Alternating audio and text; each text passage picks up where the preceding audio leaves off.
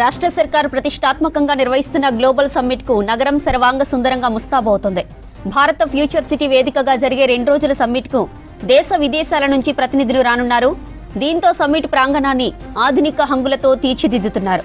Telangana rising నినాదాన్ని చాటుతూ city ప్రధాన జంక్షన్లు, famous places, పర్యాటక ప్రాంతాల్లో హైటెక్ ప్రొజెక్షన్లు, డిజిటల్ తెరలతో ప్రదర్శనలకు ఏర్పాట్లు చేస్తున్నారు అధికారులు.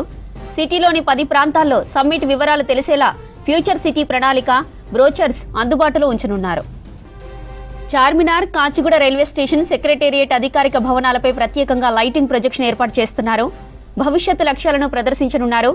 దుర్గం చెరువులో గ్లోబ్ ఆకారంలో తేలియాడే ప్రొజెక్షన్లో తెలంగాణ రైజింగ్ గ్లోబల్ సమ్మిట్ లోగోను ప్రదర్శించనున్నారు. ఇక హుస్సేన్ సాగర్లో వాటర్ ప్రొజెక్షన్లో భారత ఫ్యూచర్ సిటీ, మహిళా సాధికారత, యువత, రైతుల కోసం అమలు చేస్తున్న కార్యక్రమాలు, $3 ట్రిలియన్ ఎకానమీ లక్ష్యం తదితర అంశాలను ప్రదర్శించనున్నారు.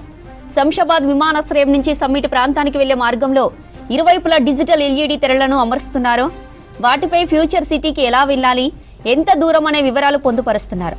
ఇక ఇదే అంశానికి సంబంధించిన మరిన్ని డీటెయిల్స్, శంషాబాద్ ఎయిర్పోర్టులో స్వాగతాలకు సంబంధించిన మరిన్ని డీటెయిల్స్ మనకి నరేష్ లైవ్ లో అందిస్తారు. నరేష్, శంషాబాద్ లో గ్లోబల్ సమ్మిట్ కు వచ్చే అతిథులకు స్వాగత ఏర్పాట్లు ఎలా ఉన్నాయి?